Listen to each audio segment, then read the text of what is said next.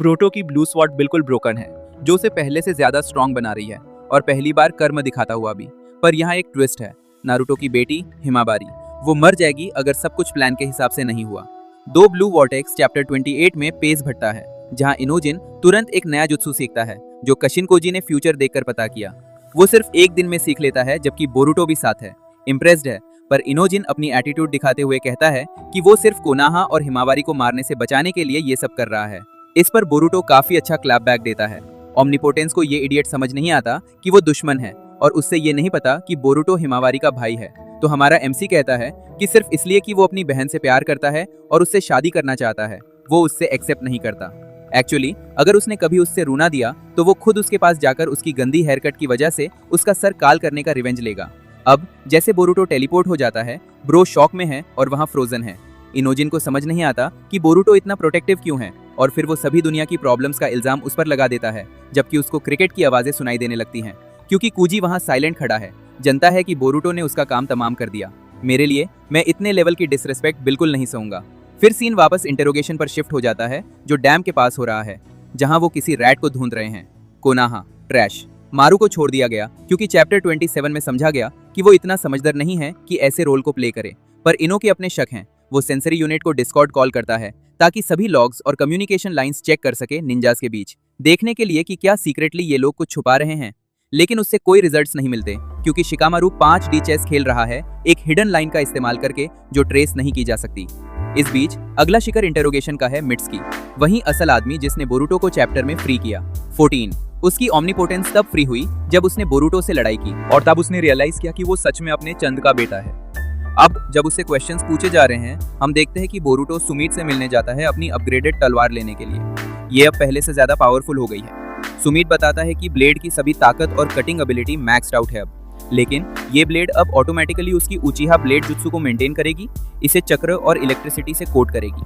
अब फ्यूचर से ब्लूप्रिंट मिलने की वजह से ये स्वॉर्ड अब बोरुटो, सास्के और सुमीत का चक्र सिग्नल से रजिस्टर्ड है। जब भी वो इसे पकड़ते हैं, सीधा सिर्फ थोड़ा चक्र चाहिए होगा अपनी जुत्सु मेंटेन करने के लिए। लेकिन इसमें एक क्रेजी डिफेंसिव मैकेनिज्म भी है।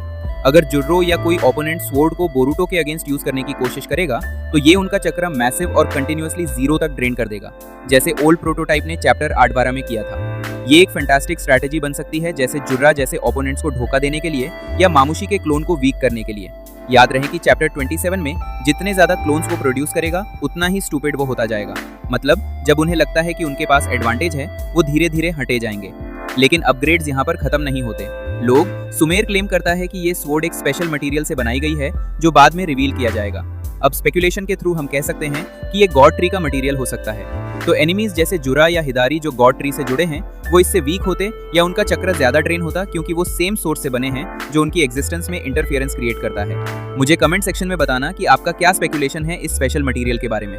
और जब आप नीचे हैं तो क्यों ना लाइक बटन दबाएं और सब्सक्राइब करें। वैसे बात करते हुए, शिकामारू अपने बेटा को बोरुटो की मदद करने के प्लान में सब्सक्राइब करने के लिए कन्विंस कर रहा है। वो उससे अब तक जो कुछ हुआ उसकी सब इन्फॉर्मेशन देता है, शिंजू के बारे में और कैसे मामुशी का अटैक आ रहा है। लेकिन शिकडाई की ओमनीपोटेंस उसकी यादों को इतनी स्ट्रॉन्ग तरह से बदल रही है कि वो अभी भी बोरुटो को एक ट्रेटर समझता है। अपने बेटा को समझाने के लिए शिकामारू अपनी IQ का इस्तेमाल करते हुए लॉजिक का सहारा लेने को तैयार है। शिकामारू कहता है कि सब उसके प्लान्स कोनाहा की रक्षा के लिए हैं, और वो अपने आइडियल्स पर स्टिक कर रहा है, जरूरी डिसीजंस ले रहा है। बोरुटो की हेल्प बहुत जरूरी है, वरना वो इतने कमजोर हैं कि बिना उसके सब मर जाएंगे।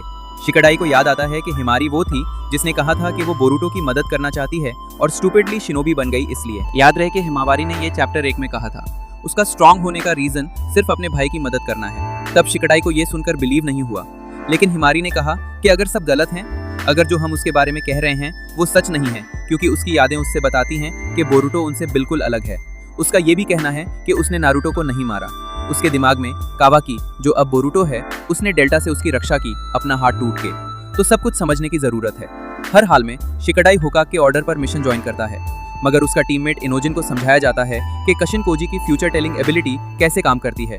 वो कोजी से पूछता है क्यों उसने सिर्फ कुछ फ्रेगमेंट्स दिए हैं, पूरी ब्रीफिंग नहीं, और कोजी फाइनली दरवानी सच्चाई बताता है। फ्यूचर तब टूट जाता है जब उससे जुबान पर लाते हैं। हर बार जब वो किसी को बताता है जो उसने देखा, वो नॉलेज नए सिंगुलैरिटीज क्रिएट करती है, और इंसानों के एक्शंस और रिएक्शंस अनप्रेडिक्टेबल होने की वजह से वो दास्तान का डेस्टिनी केओटिक तरीके से बदल जाता है, और वो आउटकम टूटा है जो वो हासिल करना चाहता है। कोजी इनोजिन की डेथ को जुरा के खिलाफ एक मिसाल के तौर पे भी उसे करता है।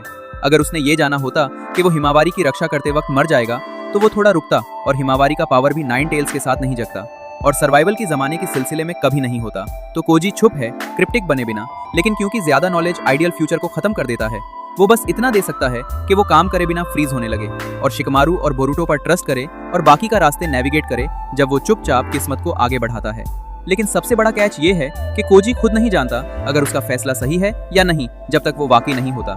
फिर हमें एक फ्यूचर का ग्लिम्स मिलता है जहां आदा मर रही है और हिमावारी भी इनोजिन के हाथों में है जब वो रोटी है। बस ये सब शिनोबी अब बोरुटो के टीम के लिए लड़ रहे हैं। तो इस नॉलेज को दिमाग में डाल के इनोजिन अपना नए जुत्सु माइंड ट्रांसमिशन फॉर्मेशन पर काम करता है। उसने एक सिस्टम डेवलप किया है जहां सब एक दूसरे से बात कर सकते हैं और वाइब्रेशंस के थ्रू एकोलोकेट कर सकते हैं, जैसे एक बर्थ रियल लाइफ में करता है। क्योंकि चक्र की तरह हर इंसान के पास एक यूनिक वाइब्रेशन होती है जो वो एमिट करता है और जिससे कम्युनिकेट करने का जोड़ होता है। और क्योंकि शिंजू और सुस्की, बोरुतो और कावाकी अपने चक्र सिग्नल को छुपा सकते हैं, उन्हें अपनी लोकेशन जानने के लिए नई सोल्यूशन चाहिए थी और यही जवाब है। फिर हम देखते हैं क्या सब सुन रहे हैं काकी से लेकर अटैक पावर के अपग्रेड के साथ शारदा और गैंग, टीम 10, डेल्टा और भी। शिकमारू सबको चैप्टर 27 में रिवील हुई मामुशी की एबिलिटीज के बारे में इंटेलिजेंस देता है। प्लान वही है, उन्हें सबके क्लोन्स को एक फेटल ब्लो में खत्म करना है और जैसे कि इंसेक्ट्स की तरह स्वॉर्म करते हैं। तो जब वो शिकमारू की जुत्सु से कनेक्ट होता है तो वो एक्चुअली फिगर आउट कर सकते हैं, वो उन्हें पकड़ सकते हैं और अगर जरूरत हो तो शिंजू के बारे में जानकारी हासिल कर सकते हैं।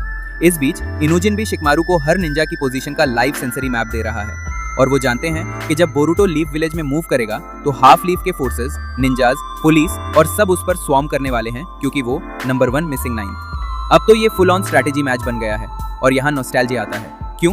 क्योंकि पुराने दिनों के बाद पहली बार पूरा गांव शिकमारू के शोगी बॉल बन गया है। नारुतो में शिकमारू ने शोगी का इस्तेमाल दुश्मन के मूवमेंट्स का अंदाजा लगाने, जीनियस लोगों को आउटस्मार्ट करने और अजुमा की मौत का एनालिसिस करने के लिए किया था। अब होकागे के रूप में वो वही कर रहा है, लेकिन वुडन पीसेस की जगह असली शिनोबी को कोनाहा में मूव कर रहा है। ये लेवल ऑफ टैक्टिकल वॉरफेयर हमने बोरुटो में पहले कभी नहीं देखा, तो ये काफी अच्छी राइटिंग है। और शिकमारू प्रिसीजन के साथ हर पीस को गांव के सर्टेन एरियाज में मैनिपुलेट कर रहा है। अब सब कुछ बुरा से खराब हो जाता है। मामुशी कुछ दिनों में नहीं बल्कि वही दिन आ जाता है। आदा डर गई है, लेकिन डीमन कहता है कि वो उसका हमेशा रखेगा। लेकिन हम जानते हैं ये सच नहीं हो सकता क्योंकि इस चैप्टर में काशी कोजी को दिखाया गया फ्यूचर ये दिखाता है कि मामुशी किसी तरीके से उसकी मौत पक्का करेगा और उसका ट्री बनाएगा। इसका मतलब है कि डेमन फेल हो सकता है चाहे वो कितना भी स्ट्रॉन्ग क्यों ना हो। ये इसलिए हो सकता है क्योंकि जब मामुशी डिवाइड होता है तो वो डीमन के लिए बुरा इंटेंशन नहीं दे सकता, इसलिए उसकी रिफ्लेक्शन एबिलिटी काम नहीं करेगी। मामुशी फिर लोकल से आदा का पता पूछता है क्योंकि वो उसका नंबर 1 फैन है। वो ओनली फैंस के लिए सब्सक्राइब किया है, राइट? और वो उससे खा जाना चाहता है। लेकिन गेस क्या, उन्हें कुछ नहीं पता। मोरा फिर फ्लाइंग रायन का यूज करके उनके आसपास टेलीपोर्ट होता है। उसने गांव में अलग अलग मार्क्ड ऑब्जेक्ट्स रख दिए हैं। वो जल्दी से वहां हेल्प करने उड़ता है। सबको बोरुटो की सपोर्ट करनी चाहिए ताकि वो ये बैटल जीत सके और आदा की लाइफ बचा सके। लेकिन बीच में मामुशी का अगला क्लोन आता है, दूसरों को ऑर्डर देता है कि अगर उन्हें कुछ पता नहीं तो सिविलियंस को मार दो। अब जब वो आदमी की अगली मग से पूछने वाले होते हैं, तुम्हारे पास सिर्फ 3 टोज क्यों हैं? तुम फ्रीजा जैसा एलियन लगते हो, और वो अपनी जान खोने वाले होते हैं, गेस क्या? बोरुटो दिन बचा लेता है अपने नए स्वॉर्ड और पावर के साथ। बोरुटो क्लोन को एक ही बार में तोड़ देता है। ये सिक एस पैनल था जो काफी जबरदस्त था। मामुशी को समझ नहीं आता कि उस पर क्या हुआ जब बोरुटो इतना फास्ट मूव कर रहा है और स्टूपिड सिविलियंस उसे पहचान लेते हैं। वो उन्हें भागने के लिए कहता है, लेकिन सुनने की जगह वो पीक फिक्शन देखना चाहते हैं। मामुशी के क्लोन्स का एक स्वॉर्म अपीयर होता है जो तोकी लेवल के पावर पर है। तो ये सोचकर देखना कि ये पावर स्केलिंग कैसी है और बोरुटो कितना बस्टेड हो गया है। अब वो बोरुटो को ऑनस्लॉट करते हैं और जब एनपीसीज भाग रहे होते हैं वो तुरंत कहते हैं कि वो पुलिस और गांव को इन्फॉर्म करेंगे कि उनका नंबर 1 ट्रेडर बोरुटो आ गया है। तो चलो मुझे ये समझा दो। उन्होंने लिटरली मामुशी को देखा उस क्लोन को कहना किल, उन्हें सीधा कोल्ड ब्लड में। वो फ्रीजर एस जैसा एलियन लगता है। उन्होंने ये भी पूछा, भाई तुम अजीब लग रहे हो, और इस पर फोकस नहीं करके उन्हें बस ये पता है कि बोरुटो बुरा है। अरे तुम्हारी प्रायोरिटीज कहाँ हैं? जिसे देखकर तो ये दुनिया खुद ही कुक्ड है और बोरुटो अब खुद को ठंडा महसूस कर रहा है।